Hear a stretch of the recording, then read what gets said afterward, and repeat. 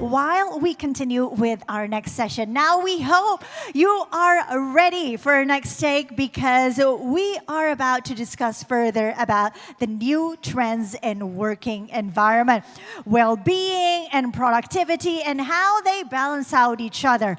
So without further ado, please join me in welcoming to the stage IFTDO Advisory Council, former President, Bahrain Society for Human Capital Management, and founder and Origins Group.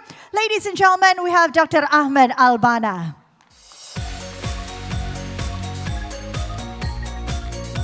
Good afternoon, Dr. Glad to have you up here on the stage. And our moderator will be Mr. Rohn Rajen, founding partner and CEO of Asia's Center of Leadership and Civilization. Good afternoon. Mr. Moderator, for this afternoon session, to kick things off, I'll leave the stage to you. Thank you, Sasha.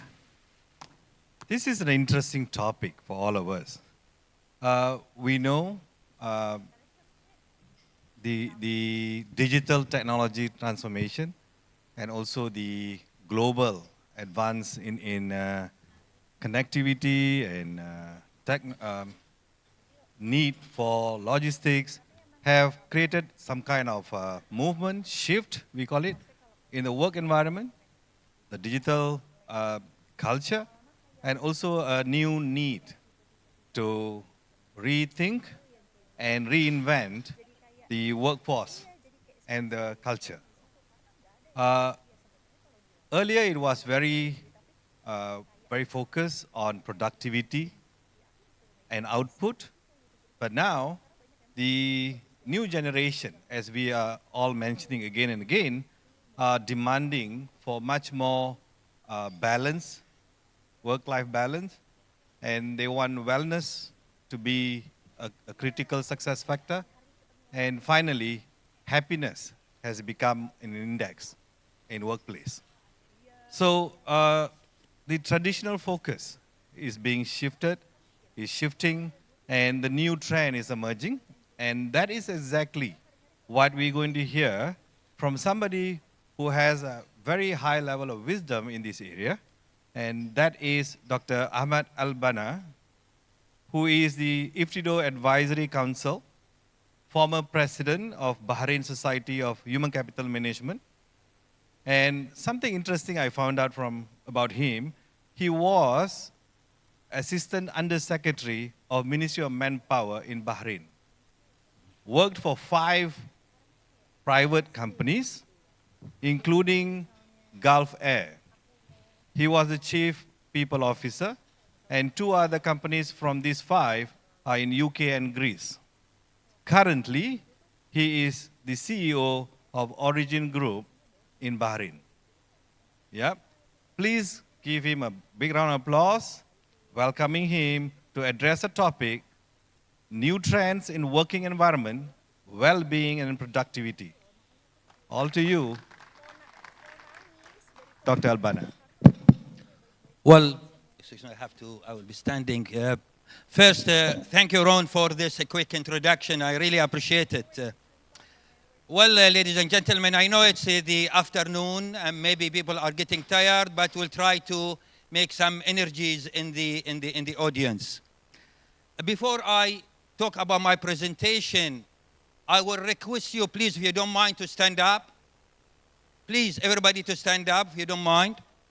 And you have a partner next to you. I need you to talk to your partner. What is one thing that you have learned today?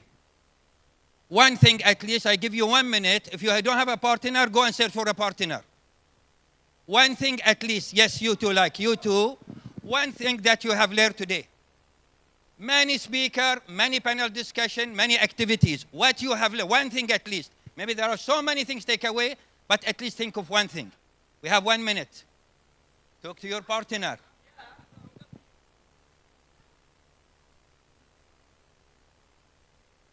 Roy, yes? He's your partner. Talk to him. What you have learned today? Learn dancing?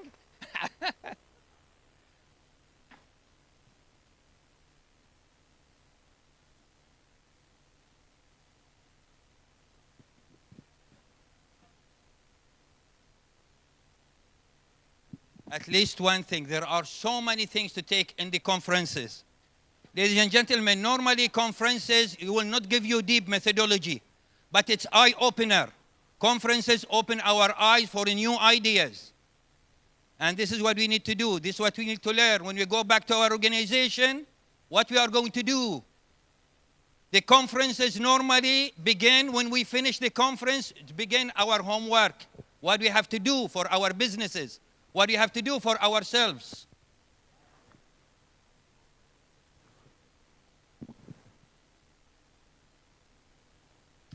I think 1 minute is over. Thank you very much. Have a seat, please.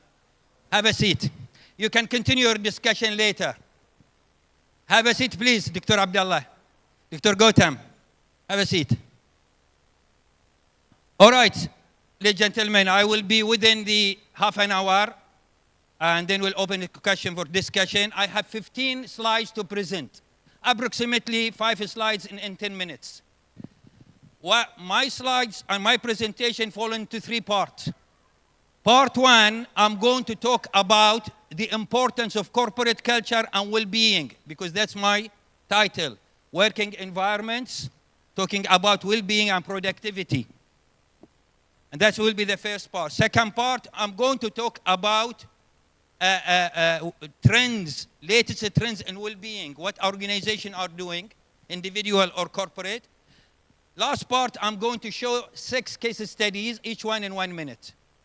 2 international organizations, 2 regional organizations from my region. I'm coming from the Kingdom of Bahrain. Within, we call it GCC countries. That's Saudi Arabia, State of Qatar, State of Kuwait, Sultanate of Oman, United Arab Emirates, and Bahrain, Kingdom of Bahrain.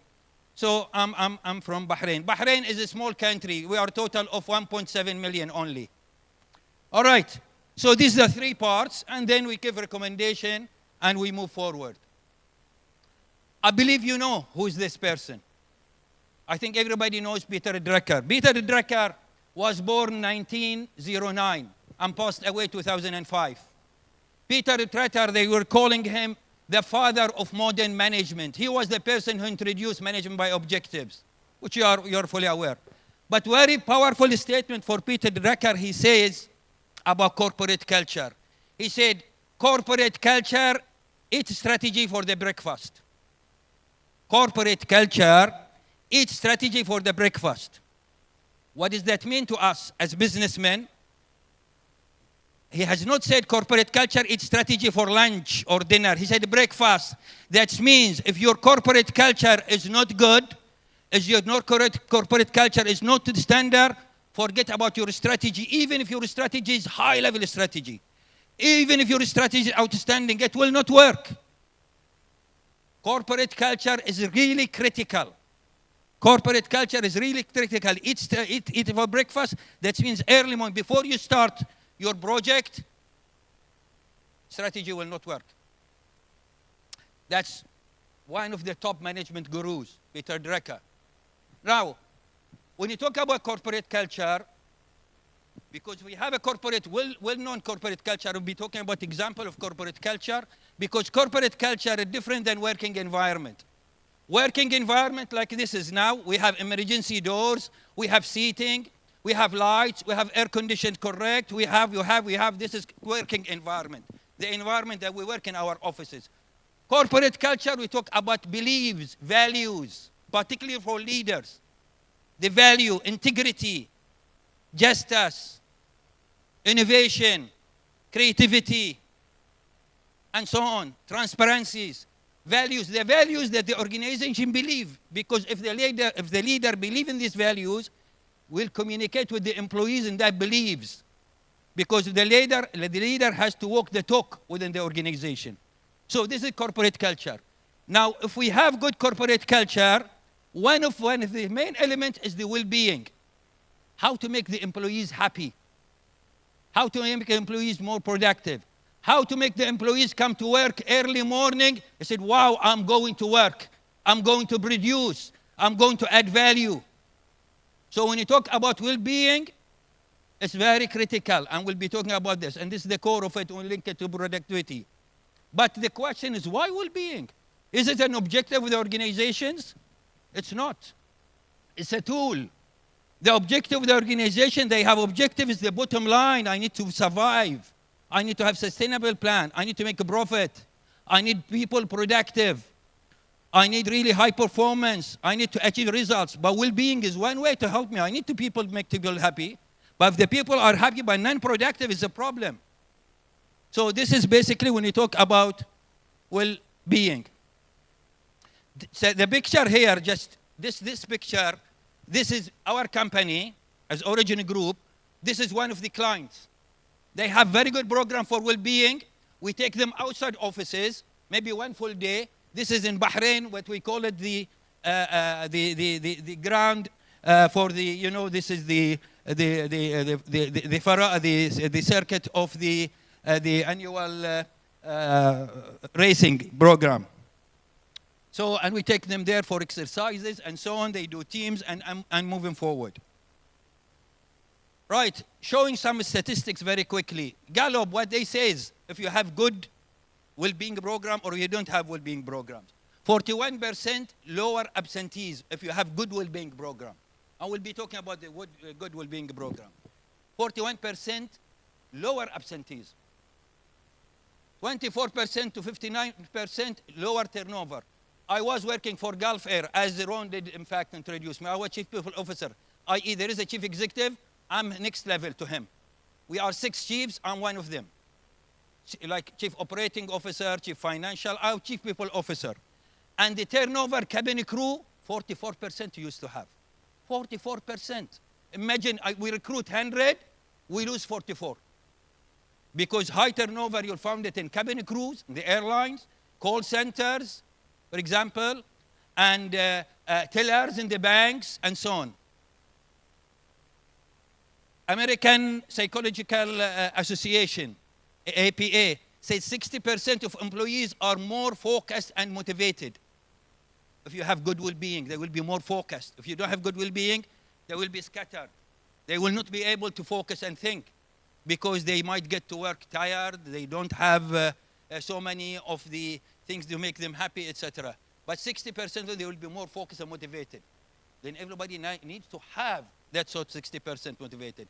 WHO, World Health Organization, what they said, an average of 4 million return on every single 1 million invested. And $4 return on every $1 invested in mental health. Betty Phillips, she is the CEO of RO Institute. This is her normally. She can really teach us many lessons on this. So it's 4 times the return on investment. I'm not saying this, World Health Organization. So it's really worth the organization. This is why organizations worldwide, they're really investing in well-being program, which we'll be talking about. Now with these statistics, very quickly, now we said how well-being can help for better productivity. How can help for better for us, not only for productivity. Late Stephen Covey, the father, not the son now. Late Stephen Covey in his famous book, The 7 Habits of Highly Effective People, he produced a book called The 7 Habits of Highly Effective Family. He said, you as a family, you need to think like a company. You should have a vision, you should have a mission, you should have a values, strategy in order to achieve and moving forward. So it's not only the company, but you as an individual. This can help you as an individual because we need to have healthy family, not a sad family, healthy family, happy family. When they go to work, 8 hours they work, the other 16 hours they are make them happy. So at least few things, 10 elements I put here. Well-being can help in leadership and well-being. You know, culture matter, the leaders, because if the leader doesn't believe in well-being, it will not work. If the leader doesn't believe in well-being, that means you have problem in the culture. So all these are, ladies and gentlemen, interrelated issues. Corporate culture means the leader of the organization is aware of it. Really, he or she is really doing that and that. So well-being culture matters. Manpower retention. Manpower will stay with you. They will not leave you. Because Recruiting and leaving is costly, very costly. You are not settling. You are not settling. They are moving in and out. They come for you as transition. So manpower retention. Mental health and ROI, return on investment. Mental health is very important. I'll focus on this more because like Google, I'll be showing Google what they do on these issues and many organizations. Stability, the organization will be stable. And this is one way if you need sustainability, which later on I'll be talking about. More employees engagement.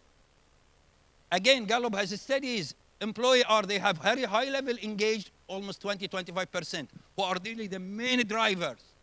So if you have 100 employees in the company or 1,000, almost 250 to 300 are the drivers. Either are semi-engaged, half are semi-engaged, and you get, unfortunately, you get maybe approximately 15% are disengaged. They drive the other way around.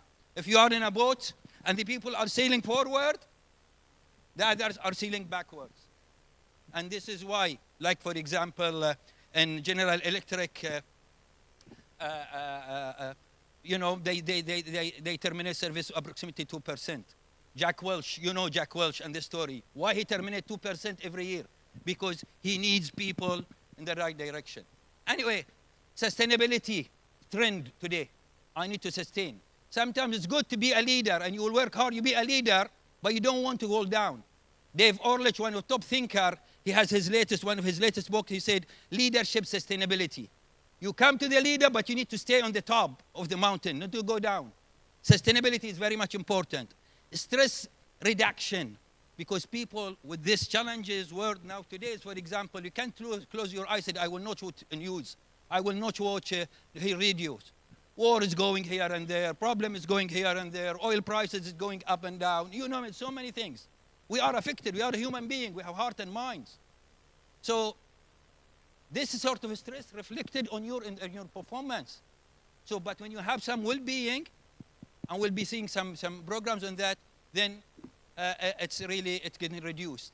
Post creativity and cognitive function, they'll be more creative.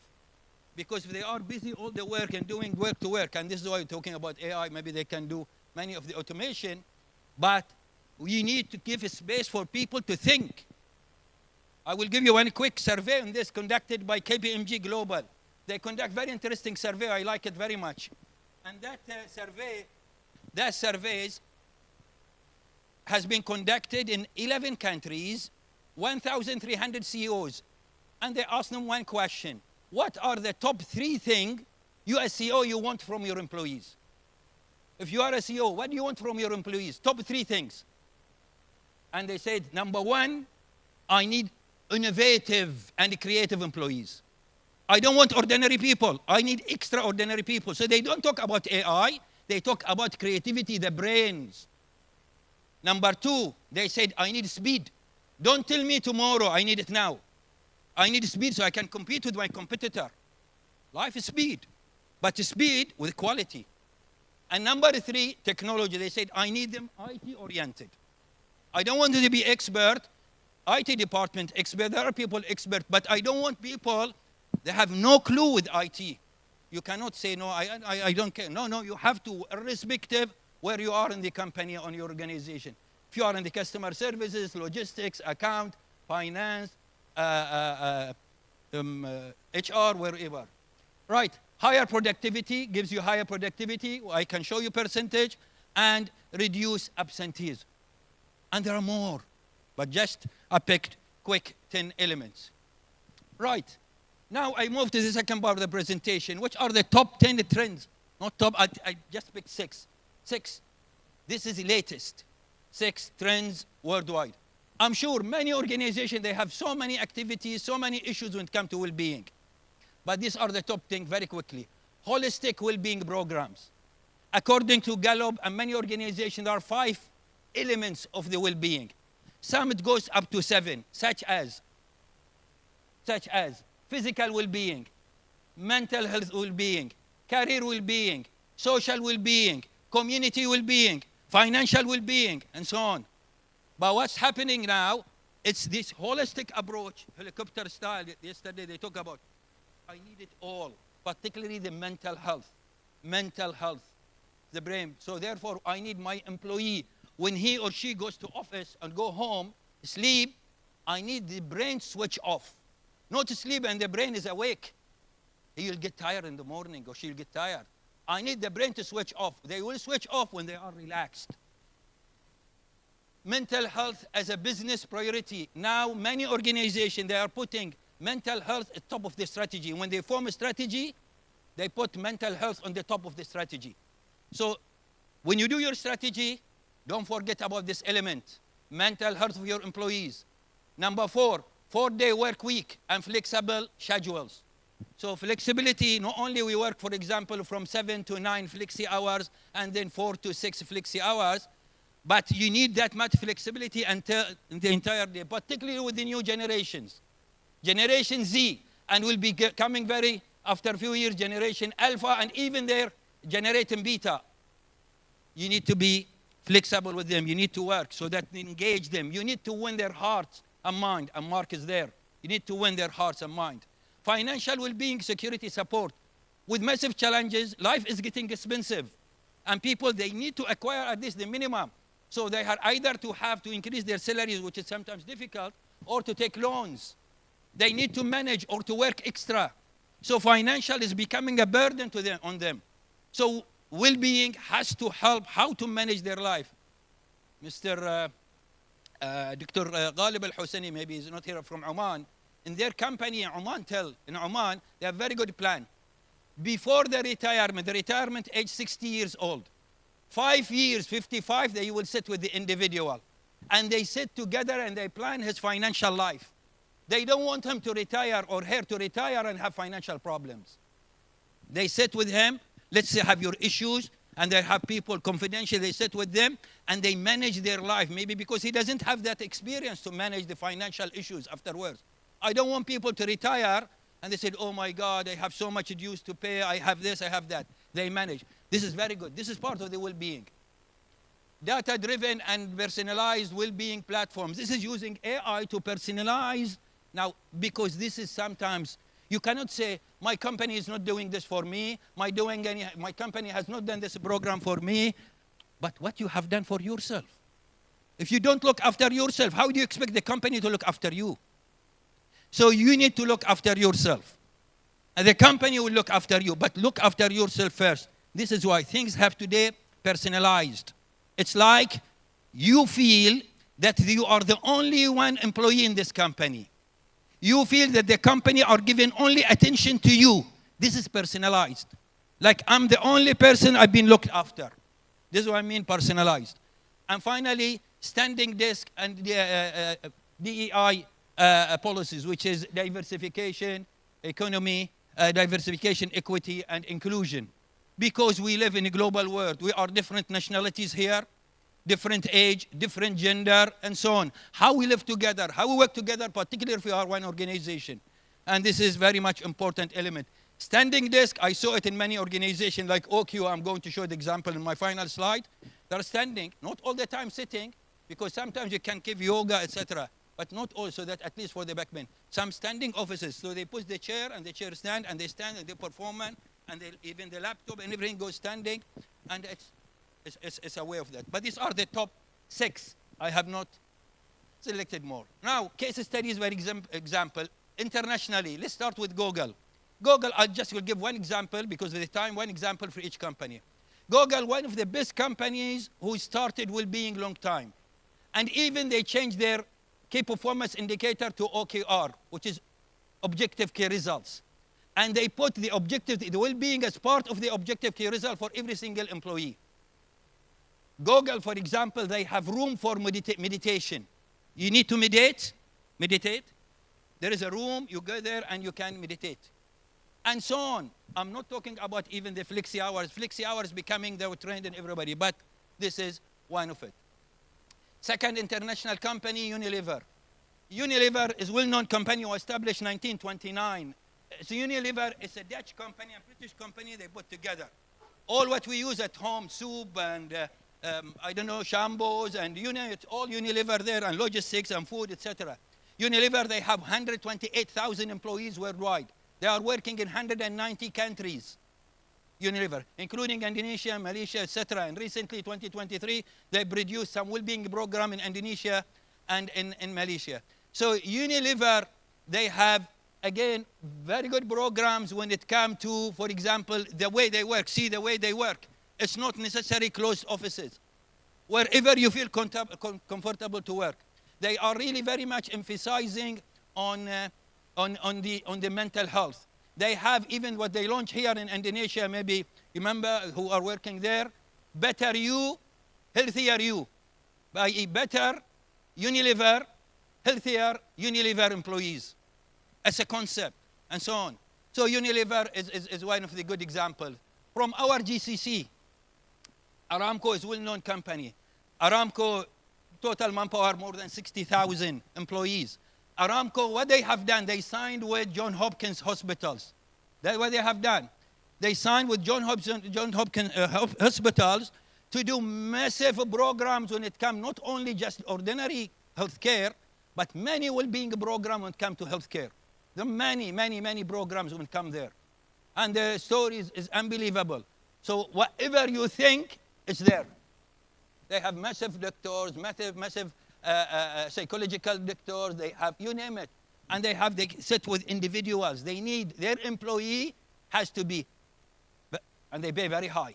They have to be very happy. The happiest one, the happiest employee in whatever company you go should be Aramco. So this is the example. But of course, you can Google this and read more about them. Only I'm trying to give some few tips. Another company in the region, OQ in Oman. OQ in Oman, I visited them many times. I'm talking about this company, majority I visited them. And I sit with the executive and I talk and discuss and so on. This is why I'm trying to bring that from my real examples. OQ, I visited them. OQ is in the structure, normally according to McKinsey, the 7 S's, you hear it, you got the soft skills for people, such as style, skills, and so on. Staff, and the hard skills, which is system structure. Oman, OQ, in the structure, they don't put, some company, they put well-being under HR. Or maybe there is nobody looking after it. It's just we have a well-being something company. Who's looking after well-being program? You don't know. But OQ, no, there is a director for well-being, reporting to the chief executive. And there is a department, there is a staff. This is their day-to-day job. Their job description is reflecting in that way. So they have what they call it, they have comfortable zone. When I go on each stage, there is corner with tea, coffee, etc. And people are sitting and chatting. In addition to gym, in addition to sport, they take people around the world, all these activities. But this is a very good model. In fact, last year, Betty was in the, we have in the Bahrain Society for Human Capital Management, we have the Excellence Award. And Betty is a member of that award, being, you know, the judge, one of the judges committee. And OQ won second prize. They won second prize last year. GPIC, which in Bahrain, they won the first, which I'm showing it now. So this is OQ in Oman, fantastic. This is GPIC, GPIC in Bahrain, Gulf Petrochemical Industries Company. This is people, they describe it in Bahrain. They said, a factory in a garden. Like a factory in a garden, a huge garden. You go there inside, it's a garden. You enjoy whatever. They have so many things in there. I'll give you just 2 examples. There is a fish farm inside. So they have a fish farm, and this, when fish grow, they catch the fish and they distribute it to the neighbors. Because they tell neighbors, we are a chemical company, maybe you are affected because we are, or maybe you get worried, we are close to you, but here we are, some gifts to us. They give them fish. This is the example. Another thing, they have also a huge garden where they plant so many vegetables. And every time vegetable, they distribute to the neighbors and they distribute to the employees. So they have many programs, GPIC, when it comes to this. Zain Bahrain. Zain, a telecommunication company. And they have so many programs, working hours. I'll give you 2 quick things. For example, during your birthday, they give you off day. They call it PTO, paid time off. PTO, paid time off. Your holiday, your birthday, they send you a message, your birthday, go and enjoy it with your family. Don't come to work, it's paid. Other thing, they have what they call it, the ambassador. Like Google, they have champions, well-being champions. Here they have ambassadors. These ambassadors, they search if anybody, they said any of their employees has some doubts, a problem, they go, they train ambassadors in the company, many ambassadors, they go and sit with them one-to-one, how to help them. The ambassadors will help these people to move forward. These are the 6 quick sort of examples, but each of them, it really can give us lessons in the way we look after ourselves and the way as a company we need to look after the employees. Right. Recommendation for organization. Now, what is my recommendation? This is my personal recommendation to the, I think I put only 4. 1, invest in well-being program. Don't think that well-being is a cost. It's an investment. Put it in your strategy. You need to invest. You need to allocate some money for this program. Sometimes well-being, you don't have maybe a budget, you don't have a budget. You can do it in different ways. Sometimes, always I said, a tapping in the back, it's a well-being. Touch the heart of your team. The leader has to walk the talk. If you are a leader, walk the talk. Look after them. Put yourself in their shoes. Number 2, redesign workplaces. Not necessary that we have these closed offices. See Google example, see Unilever example, and I'm sure all many did. Okay, standing. Now the Generation Z, I have my staff, they prefer always to be in a coffee shop. Go to coffee shop. Most important, you need to produce. Not necessary that you need to look yourself in the office. Encourage flexible work policies. You need to work on standard policies. Now, I'll give you some example. 3 weeks ago in Bahrain, we announced, we asked for the government to authorize us to establish a society for well-being. And the government, after, of course, this is based on recommendation previously, 3 weeks ago, that has been approved by the Ministry of Social Development. And the team trusted me to be the president of that society. Now I'm the president of the Professional Well-Being Society. And this society, when we search, it's the only society of this nature. And it's born digital. And anybody can join it worldwide. Dr. Abdullah Al-Hamid, the vice president. Where Dr. Abdullah? Is here. He's the vice president. And from OQ, another vice president. There are 2 vice presidents. From OQ, the director of well-being, and Dr. Abdullah Al-Hamid, the 2 vice presidents, and so on. And our intention really to bring more awareness to companies, particularly implication of ISO standard 45003. 45, ISO 45003, it's about well-being. That's one of the intention. Right, train managers on mental health support. Here sometimes, unfortunately, companies, they feel that well-being is only a responsibility of HR department or the director in charge. It is the responsibility of every single individual in the organization. From the CEOs going down, even board directors.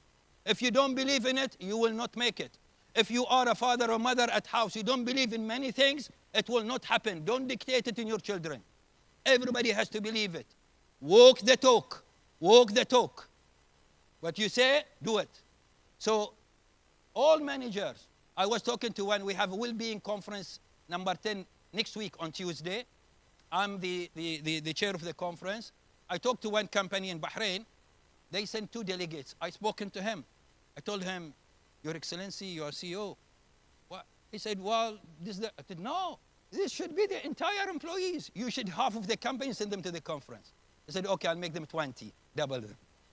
Not double, make them times this, 20. So, because this is the way we need to bring awareness in that. Coach, I have last 2 slides. Coach, well-being is not just about feeling good. It's about working smart. Innovation. Remember this? I told you KPMG survey about the innovation. Working smart, leading better, and sustaining excellence. Second quote, a healthy workplace isn't a luxury. It's not, don't say, oh, it's not a luxury. It is a performance imperative. Final slides. Success, therefore, success, for us to success as organization and so on, 50% of it coming in the bottom line. 50% goes up. 1, if you have a goal for you as individual or a company, this is 55% achievement. You have put your goal. What I'm going to do. You have put a goal, you determine, you put KPI for it, but it's 5%. You put a plan for it, it's 10%. So total 15%. There is a goal, there's a plan, very good, but still 10%. You put implementation, 35%. So this is now 50% of your mission is achieved. But the most important part is the continuity. See, Kaizen in Japan, continuous improvement, Kaizen, continuous improvement, continuous. This is why they reached where they reached. After the Second World War, see what has happened, where they are, and see what has happened. So, continuity, assessment, and follow-up of the implementing, and so on. You don't do a well-being program. Well-being program is not like a Benadryl you take for a while, headache done, finished. It's a continuous process. This is why we say training is a continuous process. Training is a long-term investment. Therefore, a goal without a plan is a dream. A goal without a plan, a dream. A plan without implementation is a waste of time. Implementation without continuity is a waste of efforts. So you need to do all these three. You need to do 1, 2, 3, 4, put them together.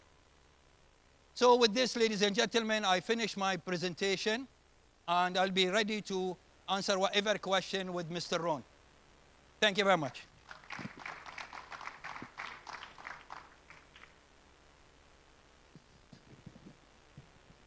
Thank you, Dr. Al-Banna. That was short, sweet, and crisp, right? Okay, before we start the questions to the floor, I have one question. Just like what you said just now. For this new digital culture, one size cannot fit all, right? So you mentioned just now, many of these solutions going to be personalized, individualized, and one of the solutions can be a super app or platform managing every individual person's well-being. But the demands of these new generations, Y, Z, and Alpha, are not small. Yeah? So many organizations will feel that it costs more to take care of individual employees compared to the ROI of such effort. What will be your advice and how this kind of benefits for the organization can outlast the effort they put? Thank you very much for this question. We have to know that the Generation Y, those born 81 onwards, and Generation Z who born 96 onwards, they are representing average of 55 to 60% of current workforce. The balance are Generation X or maybe baby boomers. So 50% to 60% your workforce. Therefore, my recommendation, you need to understand their needs. Not only that, they will be your future. You know, every year they are increased, not decreasing. The Generation Y and Z, they are increasing. So you need to understand them because this is your manpower. With the complication and technology, etc., you need to understand and meet their requirement. And their requirement, yes, they are demanding, but we can afford to meet that requirement. What they need, you need to understand them. I remember I was in a webinar and I was being asked a question. A company said, we have done everything for them. I told them, okay, like what? We did GEM, we did this, we did that, but still they are not satisfied in Generation Z. I told him my answer, have you asked them what do they want? Don't give that, if somebody doesn't like fish, you can fish and he's not eating, or she's not eating, because they don't like fish. Make a question. Have you done a questionnaire? Have you done a surveys? Ask them. And this is my question. Ask them. Look after them. Hold their heart. Believe me, you can't touch their heart because they are not easy to manage, but you can manage them because they can easily put their resignation. If they are not happy, they resign. So this is my answer. Fantastic. Now, we would like to open the floor for the first person. Dr. Peter, can you give a microphone to Dr. Peter? Yeah?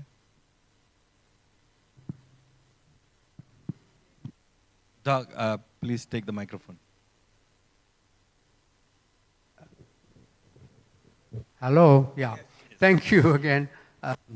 Very much appreciated address. I do some training in what we call mental wellness, but it's for coaches and counselors.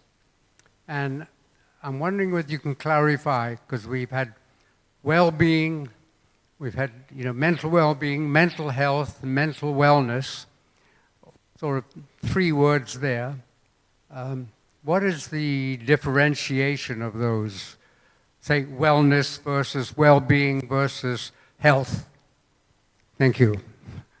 Thank you very much, Fibita, for this question. In fact, they are interrelated together, correct? But when you talk about wellness, it's more of health. We go more of healthy, maybe a disease and so on, and that we talk about more wellness. But when we talk about well-being, we talk about maybe certain as the 6 elements I talked about. You know, like mental health, physical, career guidance, I said. And career, because sometimes well-being, if I join a company, I don't see there is a career for me, I will quit. That's well-being. I need, when I graduated from my university, I joined the first company, that Bahrain Petroleum Company. First day, they give me a plan, what they are going to do for me for the first 3 months. And then they said, this is the position, 3 years you will be in this position, 5 years you will be in this position. There is career guidance. Then I stuck with them. But if I don't know my direction, like I don't have a Google, I will leave. So this is basically wellness. We talk about the health, mainly more well-being. As we're talking about these issues, mental health is more of related to the psychological aspects. This is why we need some psychological doctors. And I remember I have a chat with one of my colleagues. She is very specialized. She just sent me a message. She needs to talk to me. She's in Abu Dhabi. She's psychological doctor. She said many of the issues would come to mental health are CEOs. But they don't want people to see them that they are coming to me. They will feel that they are sick. And they don't want people to feel they are sick. So what they do, they said, doctor, give me appointment, last one. And they come with the cab to cover the face. Unfortunately, sometimes community, they feel, what? Or maybe I am not feeling because I have high level of stress. But it's not wellness, it's high level of stress, but it's well-being. So doctor will give some recommendation. You need not to go that because they work very hard, late time, etc. You don't have time for their families. And this is why they get affected by these issues. As simple as that. Thank you. Okay, next question. I'll take that first because the microphone's in. Okay. Dr. Peter already brought the microphone. It's okay, it's okay. Take one. You are lucky you get 2 microphones. The other Dr. microphone. Al-Banna, All right, please, sir. we have known each other for over 3 decades. Closer, the microphone closer. Yeah. I was testifying to the privilege of having known Dr. Al-Banna and his privilege of having known me for over 3 decades. But it's very rarely that I have a question to ask him and interrogate him in a situation which I have now. Dr. Al-Banna, you have walked into the trap. I have many things to admire, especially your intellectual acumen. And even I have testified to your ability to get things. What I have wondered is why you don't put these things down in writing and why and how they get lost in words. And I'll give you an example. When you are talking of HR being everyone's business, I felt seriously threatened because I have been talking of HR being everyone's language. For some people, it is the first language. For some people, it is the second language. People who are in the HR department have HR as their first language, but HR is everybody else's language. I would only wish Dr. Al-Banna would put it down in writing, even if it is 3 pages. I'll find a printer for it. I will publicize it. His ability to contribute is only matched by his disinterest in intellectualizing it for generations to use. May I use this forum to persuade him to change his mind, put some of these things in writing. Nobody will write it the way you do. I'm only building upon what you said. Do it, Dr. Al-Banna. It's not too late yet. Thank you. Thank you, Dr. Gautam. Thank you, I really appreciate. As he said, in fact, for the 3 decades, almost 30 years, we know each other. And the good of Dr. Gautam is a very good writer. And we communicate almost every 2 weeks, every fortnight, Saturday, we speak over phone. And the last book he did, in fact, put a foreword by me in that book. So thank you very much, Dr. Gautam. And he always telling me, I told him, yes, okay, but I have some priority. He said, no, put it in writing. I'm writing 2 books now, but not in management. One about my father, because he was my school, to be honest. So this is one, and one about the tradition and so on. But I promise I'll do one in management and my experience, particularly HR. Because HR, ladies and gentlemen, let me say this. HRD, it's why called human resources. It's like oil is a resource, gold is a resource, fish is a resource, water, sweet, river resource. Human resource is a resource. But the difference, the other resources are diminishing. We might finish. The only resource, the human resource, is going up and up. Today, total population worldwide, 8 billion, 200 million population. Total workforce on the earth, 3.3. 3 billion, 300 million workforce on this earth. So it's growing. A few years back, we were 5 billion, now 8. So this is why the importance of human resources, so we need to do something. I promise I'll do something on that. Thank you. Okay, we are out of time, but I promise that I will get back to that one person. Please pass that mic. Microphone, please. Last question. Hold on. Let's get.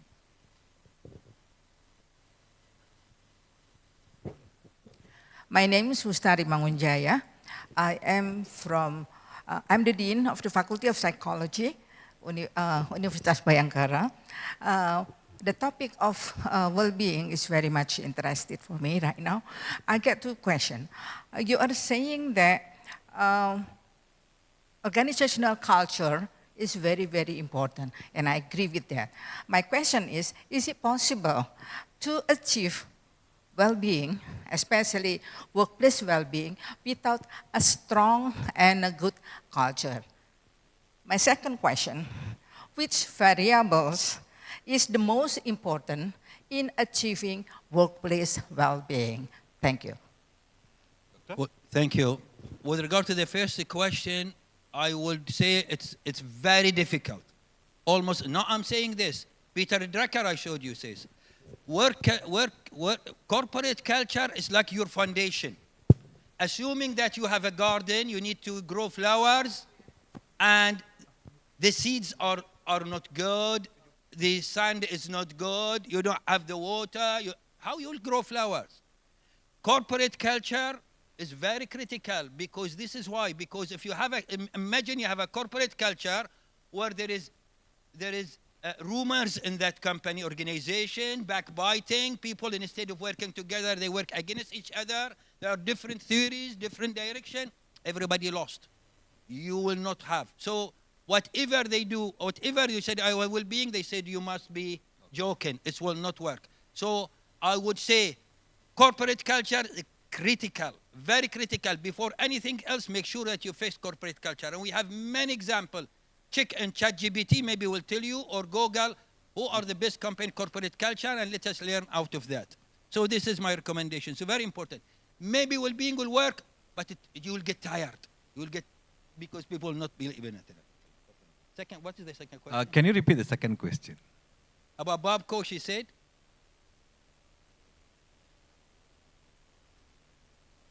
Which variable is most important to achieve work wellness, well-being? I think the most important, yourself, the individual, because the organization will help, will do, but yourself have to be ready for that. You need to do it yourself. I give you example. If you said, fine, the company is giving me, said, okay, no smoking in this area, there is meditation room, there is this, but you finish work and you go for smoking. You don't go for, I'm not against smoking, but I'm saying, i.e. you practice bad habits, and the company, whatever doing it, will not work because you sleep late. I was watching a video a few days ago. They said, if you sleep after 11, it's a killing for you. You should sleep earlier. So sleep early, get up early, be healthy. Why? Night is night. Why you have to stay until young generation, despite they are good, but they stay until 2 o'clock, 3 o'clock. Then they sleep. Imagine what sort of performance you will get the following day. People, they come to work, and they have many stories in that, but time finished, time is up. They come to work, the brain is not there. They are there only bodies. The brain is not there. They need just the time to finish and go home. So I think we have to look after ourselves, personalized. The organization will look after this. Then we tie this together, we'll have very good well-being. Thank you. Well done. That makes us to end this particular session. And before that, before the next conference, Dr. Al-Banna, you have to fulfill your best friend's request. The book will be launched before that. Well done. Thank you. Thank you, everyone.